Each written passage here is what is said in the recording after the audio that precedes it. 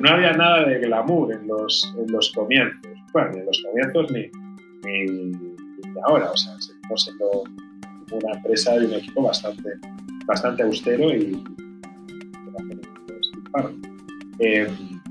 pero bueno, atendíamos a la gente en un garaje y vendíamos motos.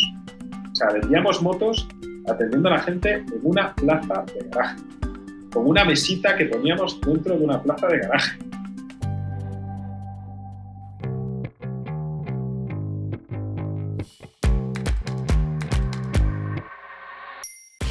Desde Genes esto es Cómo lo hice, un programa en el que entrevistamos a innovadores, emprendedores e idealistas españoles sobre las historias que hay detrás de los movimientos, proyectos y marcas que crearon. Soy Paula Fernández y en el episodio de hoy te contamos cómo Emilio Froján convence a 4 amigos para lanzar una marca de motos eléctricas nada más empezar la pandemia y acaba convirtiéndola en la startup más galardonada de España y en la empresa líder en matriculaciones. Bueno, como ya te avisamos a principios de temporada, a partir de ahora, a no ser que muchos nos escribáis diciendo que os gustaba más el formato anterior, cada emprendedor tendrá 2 episodios. La semana pasada escuchaste todas las experiencias y aprendizajes anteriores de Emilio y cómo cada una de ellas le llevó a la idea y el momento de montar su negocio.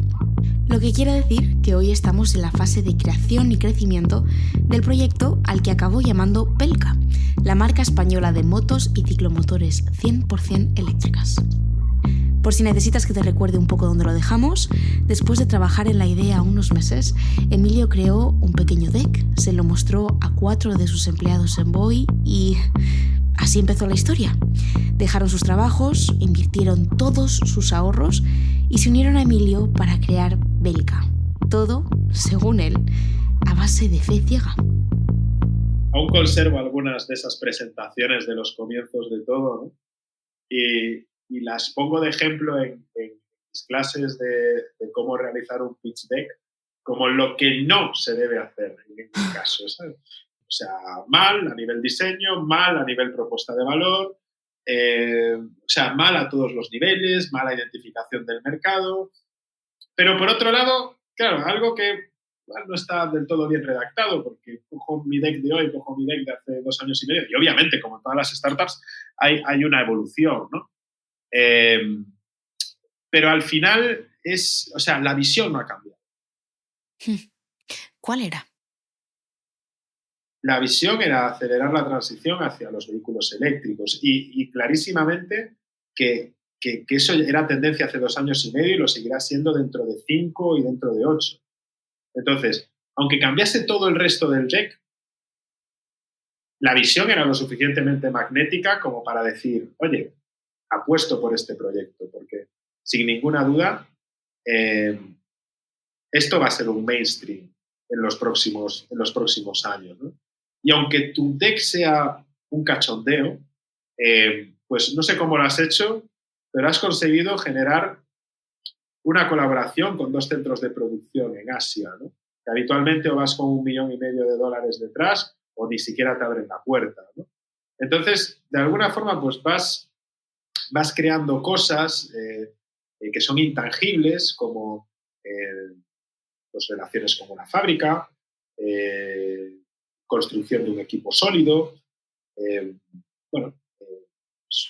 una comunidad. Son cosas que son intangibles, pero que tienen mucho valor, ¿no? Que al final los inversores pues también lo valoran. ¿Y la relación con las fábricas te venía de Voy? Las relaciones con la fábrica, en cierto modo, lo cierto es que no me venían de Voy.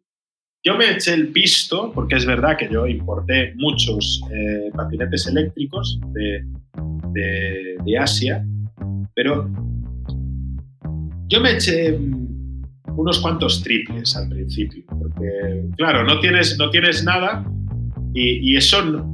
Es decir, y al final a un proveedor le generas confianza cuando el proveedor piensa que lo tienes todo, ¿sabes? Es decir, que no le vas a dejar con deudas, que tu proyecto es sólido, que vas a crecer, que estás bien asesorado, etcétera, etcétera. Pero cuando no tienes nada, no puedes mostrar tus cartas, no puedes ir a un centro de producción en Asia, que factura $200 millones al año, ir por allí y decir, oye, perdonad, que estoy empezando, acabo de pedirle a unos amigos 10.000 pavos a cada uno y vamos a empezar a crear una marca de motos eléctricas, ¿no?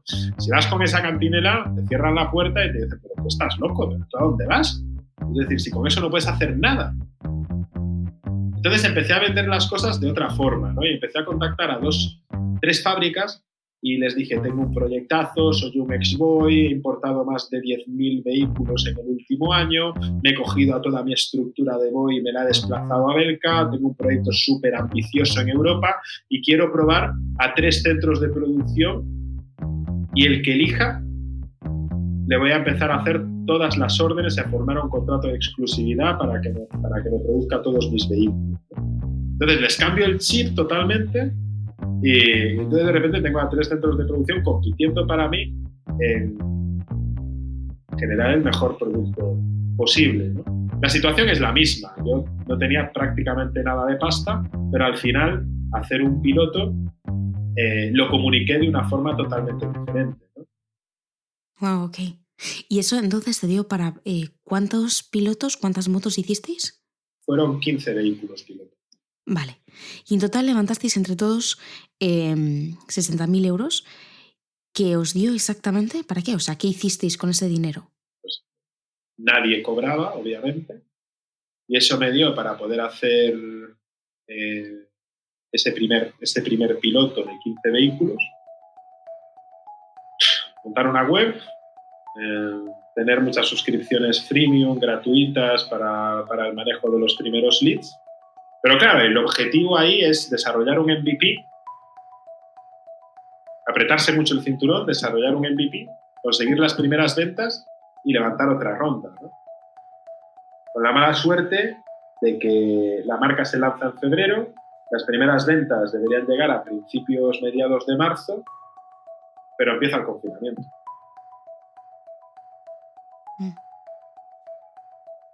Y ahí pues sería parda, claro.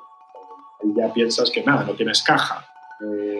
Todo lo que contabas de conseguir de caja, pues no lo puedes conseguir porque está la DGT cerrada, no hay matriculaciones. Ya me das tú quien está pensando en comprarse una moto en pleno, o sea, recién comenzado el confinamiento. Uf. ¿Tú te acuerdas de cómo recibiste la noticia? O sea, yo me acuerdo de estar en el Mobile World Congress, que se canceló, pero montaron algo parecido. Se llamaba como el Tech Barcelona Summit y cosas así. Me acuerdo de haber ido allí porque me había invitado Wire a pitchear. Me acuerdo de una persona, o sea, un altísimo directivo, hablando con otro, y este altísimo directivo, y esto era febrero todavía, y este altísimo directivo diciéndole, estoy 100% seguro de que va a haber una pandemia mundial y nos van a cerrar a todos. Cuando en España no se hablaba sobre eso era como algo, estamos locos o qué, ¿no? No se había detectado ni el primer caso en España de COVID, ¿no? Sí, y yo ahí dije, joder, ¿y estos tíos? O sea, esta persona tiene una pinta de manejar información que igual yo no controlo, ¿no? Pero es que después, ese mismo día, el fondo de inversión que iba a invertir en Belka me dice, oye, Emilio, necesitamos que nos hagas un plan de contingencia para un posible confinamiento. Y dije, yo, es que no hay plan de contingencia, vamos a ver. Soy una startup que acaba de nacer, o sea, y me estás diciendo que nada más nacer es posible que me encierren durante 3 o 4 meses. Es decir, porque si eso pasa, no nazco ya directamente, me meto otra vez dentro de la incubadora, ¿sabes? Paso de nacer, ¿sabes? O sea, paso. O sea, vamos, me meto para adentro, retroceso. O sea, me meto para adentro, paso de emprender, ¿sabes? Es decir, vuelvo para adentro y ya saldré en otro momento, ¿no? Pero una vez empiezas ya no puedes detenerte, ya has comprometido a mucha gente, ya has avanzado, pero lo que sí que es cierto es que, claro, cuando empieza el confinamiento, los fondos de inversión, pues como hace un padre, ¿no? Con sus hijos, pues dice, oye, en época de crisis tengo que cuidar a mis hijos y no hacer más hijos, ¿no? Los fondos de inversión lo que deciden es salvar a sus hijos y no invertir en nuevas startups durante el confinamiento, obviamente, ¿no? Tendrán que salvar a las que ya tienen. Entonces el fondo de inversión me dice que me peine, pero que no van a invertir en Belka. La primera semana de confinamiento. ¿Y entonces qué haces? Pues ahí la verdad es que mis socios, pues es difícil, ¿no? Mantener las energías, mantener el ánimo, ¿no? Estás montando una marca de motos, las cosas parecía que pintaban bien, Ya. estabas como muy arriba, ¿no? Y necesitábamos no mucho, necesitaba 120.000 euros para validar un par de cositas más, no necesitaba tampoco mucha más pasta, y entonces pues hice un equity crowdfunding por LinkedIn. O sea, puse un post en LinkedIn diciendo que busco inversores con propósito que quieran acompañarme en este viaje. Y esto era a finales de marzo, o sea, 2 semanas después de la pandemia. Puse un copy, un texto, un Typeform para que la gente aplicase y fue un éxito rotundo. O sea, hiciste un post en LinkedIn y se volvió viral. No sé si se llegaría a, o sea, si es viral. No sé cuánto es viral en estas cosas, pero sí que hubo una intención de inversión de casi 1 millón de euros. Wow. Entonces, claro, yo en ese momento lo que tengo que hacer es darle la vuelta al funnel y era yo el que entrevistaba a los inversores. Pero, o sea, no entiendo. A ver, no conozco ninguna startup o empresa que lleve 2 semanas en el mercado o un mes y que haya tanta gente interesada en invertir. O sea, ¿cómo lo hiciste? O sea, ¿cómo hiciste correr la voz? ¿Cómo levantaste semejante interés? Ahí es cuando yo miro hacia atrás y pienso y reflexiono. Pues sí que ha tenido sentido el invertir en la creación de capital relacional. Cuando todo el mundo me decía, estás perdiendo el tiempo organizando eventos, estás perdiendo el tiempo ayudando a la gente a organizar eventos, ¿por qué haces eso gratis? Bla, bla, bla, bla, bla, bla. Yo decía, pues hago esto porque creo en las cadenas de favores, creo que cuando tú contribuyes en algo que la gente necesita, después cuando tú necesites algo la gente va a contribuir y tengo esa forma de ver la vida, ¿no? Entonces cuando tú necesitas algo y por primera vez lo pides y ves que ese algo te llega, vamos, multiplicado por 3 o por 4, pues dices, joder, todo tenía sentido. Entonces eran 1 millón de euros. ¿Cuántas personas eran? Pues se aplicaron como 100 y me tenía que quedar pues con 10, más o menos, porque eran tickets pequeños. ¿En cuánto tiempo conseguís? Bueno, ¿en cuánto tiempo cerrasteis? En una semana. En una semana. De hecho, claro, levantamos la pasta, nos metieron la pasta en el banco, pero claro, no podíamos escriturar ni nada porque claro, estaban los notarios cerrados. Era una ampliación de capital en plena ronda, notarías cerradas. Curioso. Wow. O sea, pero ¿y cómo seguís adelante con eso? Bueno, seguimos adelante y yo ya estaba preparando una ronda para 2 meses después del confinamiento. Ya digo, coño, pues esto del crowd equity funciona, ¿no? Esto de pedir pasta públicamente, pues parece que tiene tracción, ¿no? Y yo ya me pongo a preparar una ronda de equity crowdfunding para septiembre. O sea, nada, está entre una cosa y otra y tal. La escrituramos en julio y yo en julio, cuando la escrituramos, pues ya estaba preparando otra ronda, que era ya de 750.000 euros para 2 meses después. Si es que es que lo mío es muy intenso en capital, entonces tengo que estar haciendo ampliaciones de capital cada 2 por 3, ¿no? Y esa ronda de septiembre de 2020, pues la verdad es que fue apoteósica, ¿no? Porque o sea, yo ya estaba como súper agradecido de ver el apoyo, el pleno confinamiento, es decir, que la gente me metiese 120.000 euros. O sea, en esa etapa pues era muy bonito, ¿no? Pero cuando planifico la ronda de una plataforma especializada de equity crowdfunding, donde la gente podía invertir simplemente 10 euros o 15 euros en mi proyecto, pues bueno, surge algo que yo la verdad O sea, me esperaba y no me esperaba al final, porque yo me había preparado la campaña para cerrar la ronda muy pronto, ¿no? Ujú. Pero conseguir el objetivo máximo de la ronda, que eran 750.000 euros, en 4 horas, o en 3 horas y 50 minutos, Buah. era algo que, Wow. bueno, había sido pues récord de España en su momento en equity crowdfunding. Ujú. Y fue algo que me Ya. superó. Yo recuerdo estar en el salón de mi casa, yo solo, y porque me gusta estar solo en esos momentos de lanzamientos y tal, pero necesito concentración máxima. Y me acuerdo de estar yo solo, pero yo solo, con mi copa de vino, bailando, yo solo, pero pasándomelo pipa. ¿Bailando con música o sin música? Sin música, cantaba yo. Decía, o sea, si las rondas de equity crowdfunding son fenomenales, yo qué sé, cualquier canción así inventada por mí. Qué bueno. ¿Siempre ha sido tan fácil levantar dinero? Hombre, a ver, esto es lo más complicado que hay para los emprendedores, pero Ya. no es fácil. Es decir, detrás de, yo siempre lo digo, una campaña de equity crowdfunding, es decir, es como un corredor, ¿no?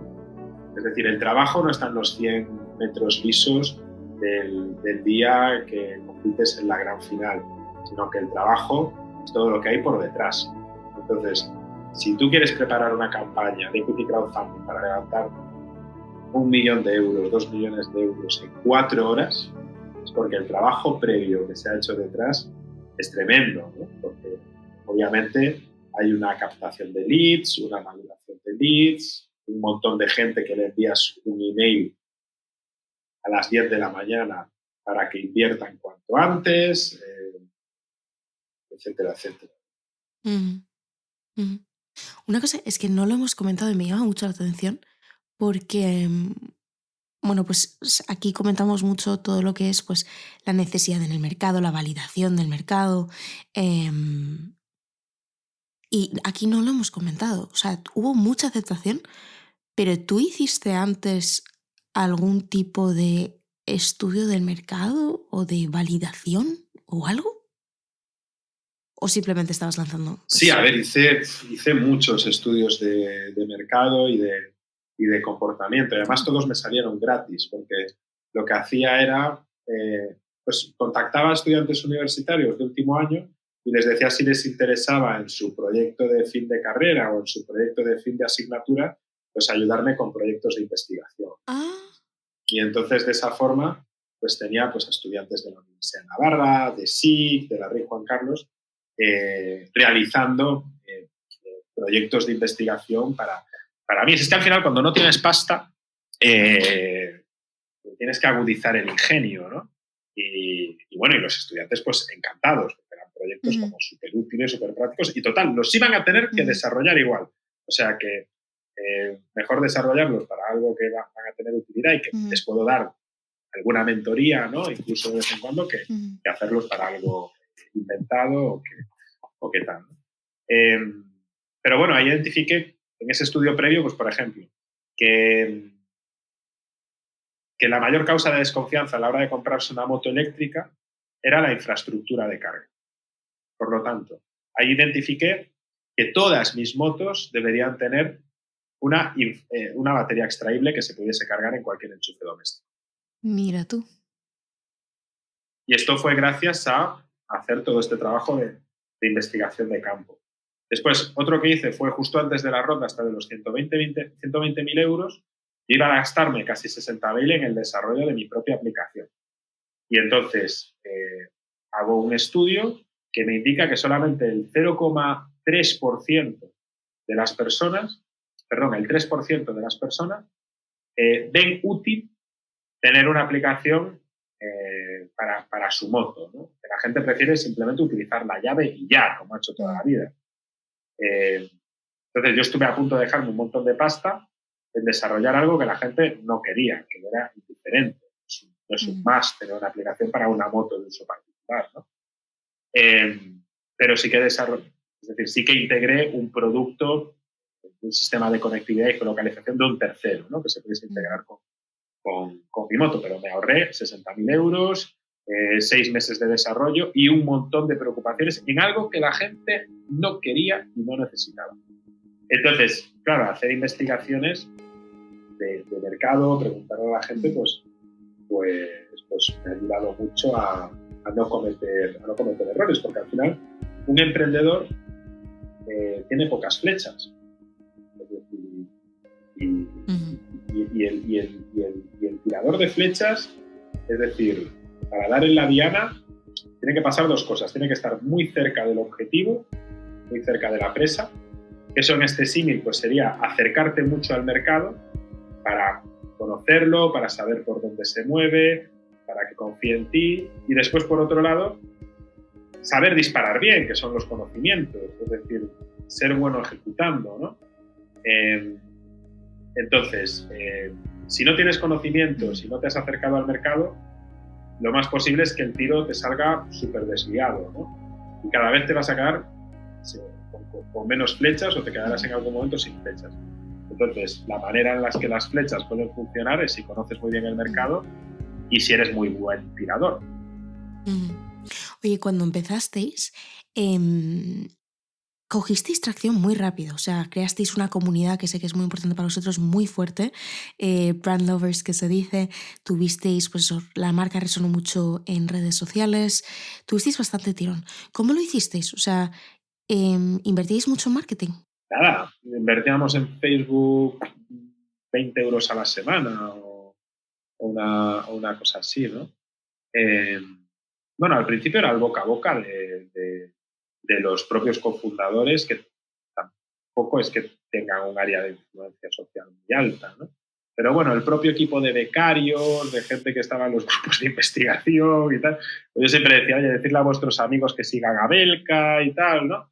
Y poquito a poco, pues mira, solamente con las encuestas y tal, ya encuestamos a 600 personas, pues ya eran 600 personas que nos seguían en Instagram. Y después, cuando conseguimos levantar ya las primeras rondas de inversión, pues ya empezamos con el marketing de influencers y como era un producto muy novedoso, muy canallita, muy clásico, muy instagrameable, por decirlo así, pues ahí ya fue cuando la empresa pues empezó a hacerse un poquito más conocida. Oye, hablando un poco de los socios que estabas mencionando antes, vosotros seréis 5, ¿no? ¿Qué perfil tenéis cada uno? Pues 2 perfiles técnicos, un perfil un poco más comercial, un perfil que era un poquito más neutro, y después yo que un perfil pues puramente de negocio. Pero, o sea, ¿no había nadie que supiese diseñar motos? Teníamos un ingeniero y un director artístico, pero sobre todo el director artístico. ¿Y tú cuánto sabías de motos? Lo cierto es que la primera moto en la que me subí en mi vida fue una Belka. O sea, que ni carné, ¿no? Es que no me he montado una moto de combustión en mi vida, con eso te digo todo. Pero ni de paquete, ¿eh? O sea, yo solamente conozco las motos eléctricas y ya. Que sí. Es decir, Di que sí, di que sí. A ver, esto es algo muy curioso, pero entre los emprendedores pasa bastantes más veces de lo que nos imaginamos, ¿eh? O sea, mi antiguo jefe, el CEO de Voy, patinetes eléctricos compartidos, antes de desarrollar Voy, venía de pegar tiros con los cascos azules en Afganistán. Claro, es que ya ha montado una unicornio. Es decir, entonces, y esa historia a mí me inspiró mucho también a emprender en algo que yo puedo entender, porque yo puedo saber mucho de movilidad sin utilizar motos de combustión. Es decir, porque al final vengo de una startup de micromovilidad, de patinetes eléctricos, donde he tenido que entender mucho todo lo que tiene que ver con movilidad interurbana y entonces conozco bien el mercado y conozco bien el negocio. Tengo que buscar a gente que conozca bien el producto. Y al final yo me encargo más del mercado, el negocio, la expansión, de que la empresa tenga los recursos suficientes para desarrollar el producto pues ideal. Todo el mundo que pasa por aquí lo dice. Tu equipo es súper importante.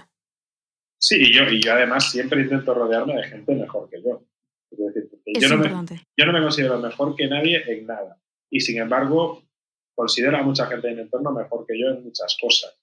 Y es que al final no hay mayor ignorancia que pensar que lo sabes todo, realmente, ¿no? Entonces a mí me gusta mucho rodearme de gente que me aporta, de gente que me suma, de gente que también esté dispuesta a compartir el conocimiento. Y yo creo que cuando tienes ese ecosistema creado, que es un ecosistema muy sano y que creo que es el ecosistema de relaciones personales que tengo yo creado, pues es algo maravilloso, que la gente se sienta vulnerable, que la gente se abra, que la gente comparta. Ya no solamente a nivel de lo que sé, sino de lo que siento, ¿no? Que ya es como, y a mí esto me genera este estado de ansiedad, o a mí esto me genera pues este miedo, ¿no? Al final, cuando compartes ese tipo de cosas, te das cuenta de que todos los seres humanos compartimos la misma mochila de miedos y de inseguridades. Es decir, Sí, totalmente. De hecho, por eso nació Genes, porque yo creo que todo el mundo, sobre todo cuando empiezas a emprender, tenemos a todos como héroes, ¿no? Un poco que esta persona no sufre nada, esta persona nunca ha estado en casa llorando, esta persona nunca le ha derribado nada. Y no es así, somos todos iguales. Y yo creo que en el momento en el que ves que otra persona también ha pasado por lo que estás pasando tú, dices como, ostras, se crea, dejas de pensar que no eres capaz, ¿no? Y empiezas a decir como, coño, que al final... total. Ok, so, cuando el COVID llega a España, ¿sí? Y se anuncia el toque de queda, esto ya había pasado en China y hubo muchísimos problemas, o sea, muchísimas empresas que no podían recibir mercancía, pues aquí mismo hemos entrevistado a emprendedores que pues también iban a lanzar y no podían porque no les llegaba el producto. ¿A vosotros os dio tiempo a recibir alguna moto? Sí, gracias a Dios es decir, o sea, es que las motos me llegaron a España, los prototipos, o sea, no te exagero nada, 3 días antes del confinamiento. Ahí va. Entonces, teníamos las motos, como encima tenía que pagar un sitio para el almacenaje en España. Es decir, claro, es que eran todo gastos y ningún ingreso, y ya con una caja que estaba súper tensa. O sea, pero esos prototipos que os llegaron porque ya había gente que los habíais, o sea, que lo habían comprado y por tanto habéis hecho el pedido, o aún no habéis recibido ningún tipo de ventas. No, nadie había comprado. Había un pre-order, pero claro, los pre-orders al final eran como 300, 400 euros. Era un producto que la gente pues quería probar. Lo que sí que teníamos era agendadas más de 300 citas para probarlos. Ah, wow, ok. Malo sería que simplemente con tal de que uno de cada 30 comprase, pues ya más o menos teníamos pues suficiente como para hacer otro encargo. ¿Y cuándo empezasteis a ver ventas? En junio, nada más salir de la pandemia, nada más empezar las pruebas. Comenzamos a hacer las pruebas de los vehículos en junio, cuando todo se abrió.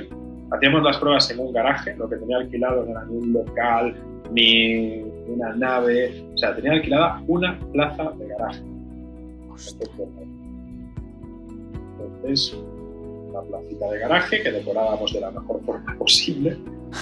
Sé que es muy cutre, pero es que no había nada de glamour en los comienzos. Bueno, ni en los comienzos ni ahora. O sea, seguimos siendo una empresa y un equipo bastante austero y pero bueno, atendíamos a la gente en un garaje y vendíamos motos. O sea, vendíamos motos atendiendo a la gente en una plaza de garaje, con una mesita que poníamos dentro de una plaza de garaje. ¿Y cuánto tiempo estuvisteis así? 3 meses, 4 meses, hasta que montamos justo enfrente del garaje. Se quedó libre un local y bueno, y lo alquilamos. O sea, la gente estaba comprando las motos online. Había gente que las compraba online, pero la mayor parte de la gente las compraba probándolas, yéndose al garaje, le dejamos una moto para probarlas y le dar una vuelta y decía, bueno, me gusta, tal. Y decía, bueno, pásate dentro de 3 semanas y te la llevas.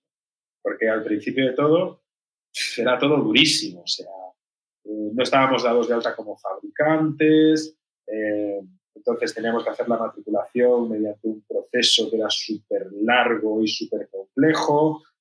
Claro, ahora todo ha cambiado. Ahora Belka es fabricante y entonces podemos matricular un vehículo desde nuestra propia nave en 2 horas, ¿no? Pero claro, anteriormente dependíamos de intermediarios, administración. Entonces matricular un vehículo podía llevar hasta 3 semanas. Llevar todos los vehículos a la ITV. Ahora, como nosotros somos ya fabricantes, pues hacemos nosotros internamente todos esos procesos. Pero al principio de todo, vamos, era una odisea. ¿Te llegó a preocupar que esto no funcionase en algún momento? Muchas veces. O sea, esa preocupación la tienes siempre, la tengo hoy. Lo que pasa es que pues a veces se lleva muchas veces por dentro, ¿no? Porque al final tú al equipo le tienes que transmitir siempre buenas vibraciones, seguridad, confianza. Un CEO para mí muchas veces es como un padre de familia que no va a llevar a una cena sus problemas en el trabajo o sus crisis internas o su nivel de estrés, ¿no? El buen padre de familia puede estar pasándolo muy mal en el trabajo y va a intentar ser la alegría de la huerta, ¿no? con su familia y con la gente que es el mayor pilar de su vida, ¿no? Y bueno, mi equipo es uno de los pilares más importantes, entonces aunque haya días que yo por dentro pueda estar pues con un estrés increíble, con una presión increíble, pues se intenta transmitir pues tranquilidad, buen rollo, confianza, solvencia, serenidad, y se sacan las fuerzas de donde se puede, pero obviamente la idea de que en algún momento vas a quebrar porque vas a romper caja y tal, pues se pasa muchas veces por la cabeza. ¿Y cómo lo superas? Es que no se supera, tienes que vivir con ello. O sea, yo estaba a punto de quebrar 2 veces y estaba a punto de hubo 2 veces que me quedaba 1 mes o 2 de caja. Yeah.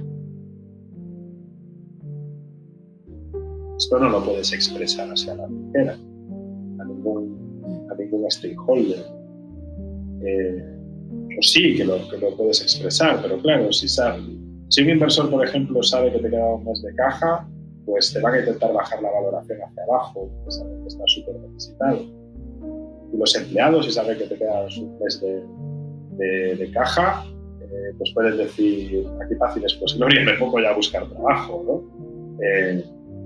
Entonces, bueno, pues bueno, hay que transmitir siempre Es decir, dentro de que obviamente hay que transmitirle al equipo pues accountability y que tienen que lograr los resultados y que hay que ser muy responsables y que hay que ser tener esa cultura de estar pues muy orientados a resultados, pues dentro de todo eso pues también hay que tener pues, esa mano izquierda de ver que está todo controlado y que al final esto es una startup, la incertidumbre es altísima, ¿no?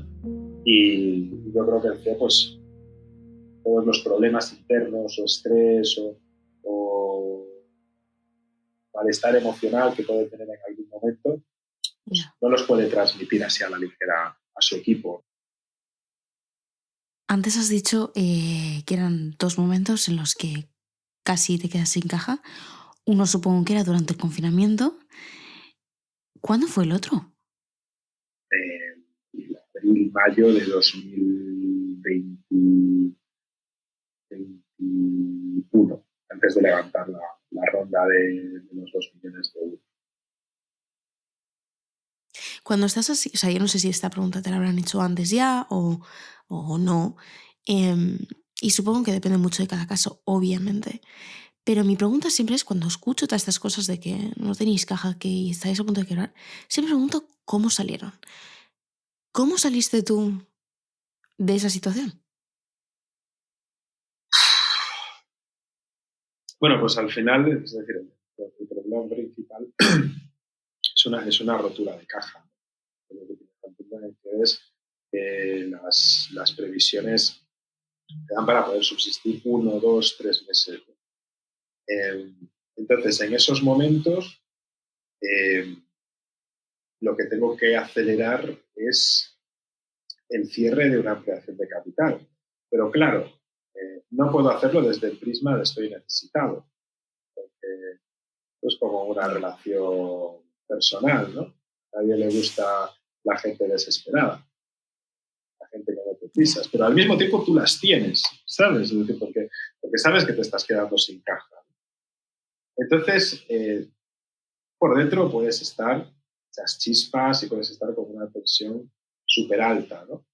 Pero de puertas para afuera tienes que seguir demostrando que el proyecto es muy sólido, que estamos muy bien, que no estamos necesitados, que no tenemos prisa, pero que vamos a levantar un poco porque simplemente queremos crecer más, y más rápido, ¿no? Y bueno, tienes que conseguir generar esa confianza en una situación en la que internamente, pues, obviamente tienes dudas, ¿no? Pero al final, ese tipo de épocas, pues ves al equipo trabajar con muchísimo compromiso. Ves que la gente pues sigue creyendo en tu proyecto. Y al final esos inputs diarios de tu entorno, pues son los que hacen que las dos fuerzas para seguir. O sea, junio del 2020, ahí es cuando las cosas empiezan a mejorar, ¿sí? Y en el 2021 fue un buen año para vosotros, ¿no? O sea, ganasteis muchos premios.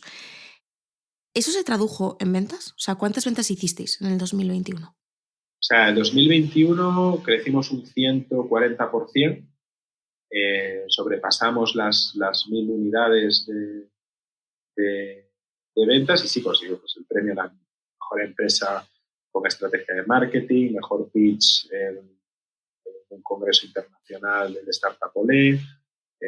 Ganamos también otro congreso que se llamaba la Lacom Network. Fuimos finalistas en los e-commerce awards también. Ganamos el premio a la mejor marca de motos eléctricas de Europa.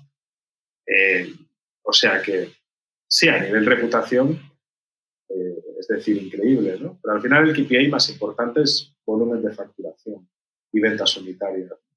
Y al final tú dices, es decir, estoy conforme con un 140% de crecimiento y yo no estoy conforme. Es decir, yo quiero crecer al 300%. Y crecer al 300% es muy complicado. Porque aún por encima, en 2021 disminuyeron las matriculaciones de motos eléctricas por primera vez en la historia. Entonces fue un mes... ¿Por qué? Pues me gustaría saberlo, ¿no? Pero bueno, básicamente es porque hay hubo mucha burbuja del motosharing y con la burbuja del motosharing pues se matricularon más motos más motos eléctricas de lo habitual, ¿no? Entonces, en 2021, con ese mercado de motosharing, con una altísima oferta donde ya no son necesarias más motos eléctricas, pues sufre un bajón, ¿no? Entonces, nosotros crecimos realmente un 140% en un año donde muchas marcas también disminuyeron su volumen de facturación. Yeah. O sea, vosotros ese año también hicisteis una colaboración con Cabify, supongo ahora que venía un poco por esto, ¿no? Sí, hicimos esa colaboración con Cabify de renting para particulares, pero bueno, tampoco tuvo unos resultados increíbles, ¿no? Y de hecho, si soy 100% sincero, aún estamos buscando esta palanca de crecimiento para poder crecer a ese ritmo del 300% que a mí me gustaría. Yeah. ¿Qué crees? ¿Qué es lo que falla? Pues es lo que, si lo supiese, no estaría así, ¿no? Yeah. Es decir, nosotros seguimos creciendo, pero claro, o sea, para mí no es suficiente. O sea, es verdad que en 2 años nos propusimos ser la marca española de ciclomotores eléctricos con más matriculación. Bien, check. Eso lo conseguimos en nuestro segundo año completo operativo. O sea, súper pronto. Y eso cabía como 4 o 5 marcas más. Bien, ahora el objetivo es serlo de toda Europa. Entonces, para hacerlo de toda Europa ya no nos vale crecer a un ritmo del 140%. Si queremos ser eso, la principal marca de motos y ciclomotores eléctricos de Europa para el año 2026, pues tenemos que crecer a ritmos del 300, 400% interanual. Y hay que conseguir, pues, dar en la tecla. Si supiese cuál es la tecla, pues obviamente ya la habría apretado, ¿no? Pero muchas veces pues no sabes cuándo puede hacer. Sí. Volviendo un poco a lo de los premios, competís contra gente muy potente, o sea, empresas muy potentes, algunas ya incluso bastante establecidas. ¿Qué es lo que, desde tu opinión, qué es lo que crees que os sumó tantos puntos para ganar? Yo creo que es un tema de que Edelka pues al final está con la gente, participamos de muchos congresos, entonces no solamente distribuimos motos eléctricas, sino que distribuimos pasión acerca de la movilidad eléctrica, distribuimos contenidos de valor acerca de la movilidad eléctrica o del futuro de las ciudades, y distribuimos también pues, un propósito claro que es contagioso. Entonces, al final, cuando eres capaz de distribuir contenidos, de distribuir pasión, de distribuir know-how, porque incluso yo a veces me siento con otros CEOs de motos eléctricas y les cuento mis buenas prácticas y no tengo ningún problema por compartir conocimiento, ¿no? Pero esto es lo que hace que puedas liderar un sector realmente. Es decir, no sé qué problema hay con compartir las buenas prácticas o los trucos o las buenas experiencias de las cosas que a ti te ha ido bien. Es decir, ¿no ves además que si fuésemos como los chinos en ese sentido nos iría muchísimo mejor? Los chinos entre ellos se comparten absolutamente todo. Después otra cosa es que lo compartan con los europeos o con los estadounidenses, que no comparten absolutamente nada. Pero entre ellos comparten todos buenas prácticas y después funcionan como bloques, ¿no? Yo muchas veces digo, joder, tío, si nosotros compartimos know-how entre nosotros, o sea, lo importante no es que tú seas fuerte en Galicia y yo sea fuerte en la Comunidad Valenciana, sino que como bloque seamos productores españoles fuertes con la capacidad de exportar a Italia, Alemania, a Francia, a Noruega, a África o a Latinoamérica. Es decir, tenemos que generar unión entre nosotros y ser fuertes como conjunto, no por separado. Ahí sí que creo que muchas veces la unión sí que puede hacer la fuerza. Emilio, siempre te has estado moviendo, o sea, desde que eras chiquitín siempre has estado haciendo cosas y aún te queda muchísimo. ¿Cuántos años tienes? 31. 31, vale, pues eso, que te queda muchísimo. ¿Siempre te ves en el mundo de los negocios? ¿Te ves siempre como emprendedor? Uf. A ver, me gustaría decirte que no, porque me gustaría porque muchas veces fantaseo como una vida tranquila, en el pueblo, en una casa, apartada de todo, con mi familia, trabajando 4 horitas al día, sector servicios, sin complicarme mucho la vida, en algo que no necesite ampliaciones de capital. Pero, por otro lado, la cabra tira al monte, ¿no? Y creo que sí, que me veo toda la vida emprendiendo. Pero es que un emprendedor es como un médico. Un emprendedor pues tiene sus conocimientos, tiene sus experiencias, tiene su capital relacional, tiene un espíritu, tiene un set de actitudes pues diferente, ¿no?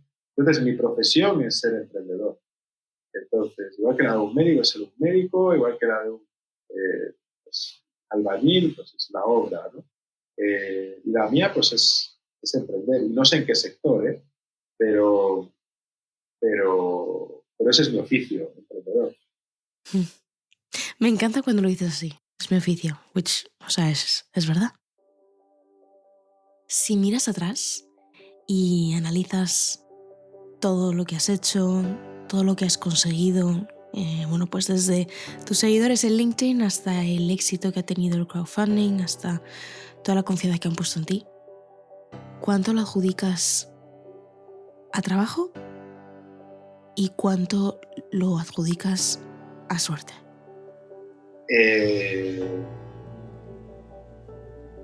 100% trabajo, 0% suerte. Vamos a ver. Es decir, la suerte es la familia que he tenido. Es decir, pues que me ha inculcado unos valores, que se ha esforzado por darme una buena educación y que me ha transmitido pues cosas que no se pueden comprar con dinero y que valoro muchísimo. Esa es la mayor suerte de mi vida. El padre que he tenido, la madre que tengo, esa para mí es mi mayor suerte, ¿no? Pero más allá de eso, en el día a día como emprendedor, emprender no es una cuestión de suerte, de la misma manera que no es una cuestión de suerte que una operación quirúrgica salga bien o mal. Es un tema de destreza del médico, de tener las herramientas adecuadas, etcétera, etcétera.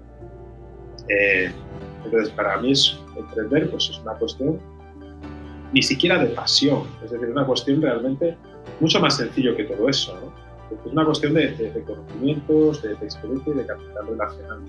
Y ya lo digo, es que no existe la carrera de emprendimiento, ¿no? Pero sí que se puede enseñar a emprender, igual que los médicos tienen su profesión, igual que los abogados tienen su profesión, o los biólogos tienen su profesión. Y muchas veces es verdad que se da a entender que el emprendedor tiene una cuestión de... Es decir, emprender es una cuestión de suerte, emprender con éxito es una cuestión de suerte o de haber pegado un pelotazo y tal.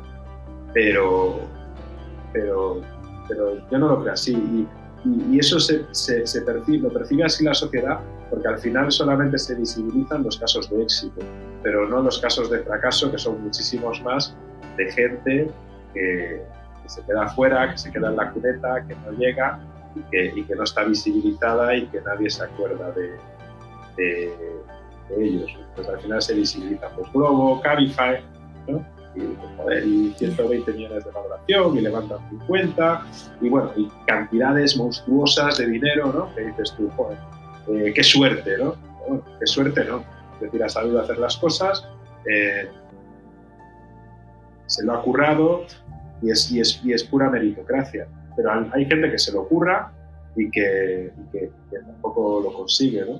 Porque este es el juego del emprendedor, ¿no? Que de cualquier otra profesión tú sabes lo que vas a recibir al final de mes y cuando empiezas una empresa pues no sabes ni siquiera si vas a recibir algo. Yeah. O sea, el éxito está formado por millones de historias de fracaso. Entonces, de donde se aprende es del fracaso. Es decir, yo hago las cosas, puedo hacer algo bien porque en el pasado pues fracasé 3-4 veces intentándolo de otra manera, ¿no? Entonces, hay que empezar a ver el fracaso como un escalón más para conseguir el éxito y por eso me gusta. Acabas de escuchar a Emilio Flojan, founder y CEO actual de Ebelka, quienes, por cierto, acaban de dar luz verde a su expansión por Italia, Francia y Alemania. Y una cosita más, si te gustan los emprendedores que estamos trayendo y quieres que el nivel siga igual o que incluso mejore, tengo que pedirte un favor. Dale a la campanilla donde sea que nos estés escuchando y suscríbete también a YouTube. Es lo único que nos va a permitir seguir creciendo el programa y que tú puedas escuchar las mejores historias y aprender de los mejores. Como siempre, si quieres escribirnos, puedes mandarnos un email a hola@gen-es.xyz. Aceptamos recomendaciones de emprendedores y de preguntas que quieras que les hagamos. Como siempre, muchas gracias por estar ahí. Nos vemos la semana que viene con un nuevo emprendedor.